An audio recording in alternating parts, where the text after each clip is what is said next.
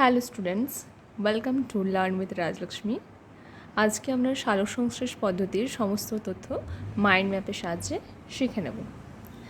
সালোকসংশ্লেষ প্রক্রিয়া আমাদের সবুজ উদ্ভিদের দেহে ঘটে থাকে। তার জন্য প্রয়োজনীয় যে উপাদানগুলো প্রয়োজন সেগুলো হচ্ছে ক্লোরোফিল, কার্বন ডাইঅক্সাইড এবং সূর্যালোক আর জল। এরপর সালোকসংশ্লেষ প্রক্রিয়া উদ্ভিদের প্লাস্টিডের মধ্যে ঘটে থাকে। প্লাস্টিডের কতগুলো ভাগ থাকে আমরা শিখেছি: ক্লোরোপ্লাস্টিড, ক্রোমোপ্লাস্টিড, লিকোপ্লাস্টিড।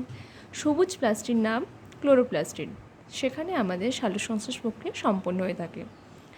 সালোকসংশ্লেষ প্রক্রিয়ার হার কখনো বেশি হয়, আবার কখনো ধীরে হয়ে যায়। সেটার প্রভাব বিস্তার করে আলোর তীব্রতার ওপর এবং কার্বন ডাইঅক্সাইডের ঘনত্বের ওপর। এরপর চলে আসবো সালোকসংশ্লেষ প্রক্রিয়া দুটো ধাপে হয়ে থাকে।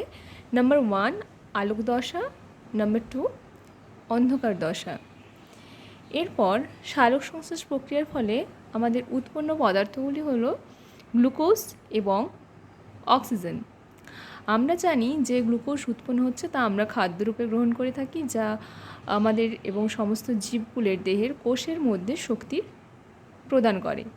এবং গ্লুকোজ থেকে অন্যান্য যে জিনিসগুলো তৈরি হয় সেগুলো হলো অ্যামিনো অ্যাসিড, সুক্রোজ, সেলুলোজ এবং ফ্যাট। আশা করছি তোমরা এই ছোট্ট ভিডিওর মাধ্যমে সমস্ত সালোকসংশ্লেষ প্রক্রিয়ার তথ্য পেয়ে যাবে। Thank you.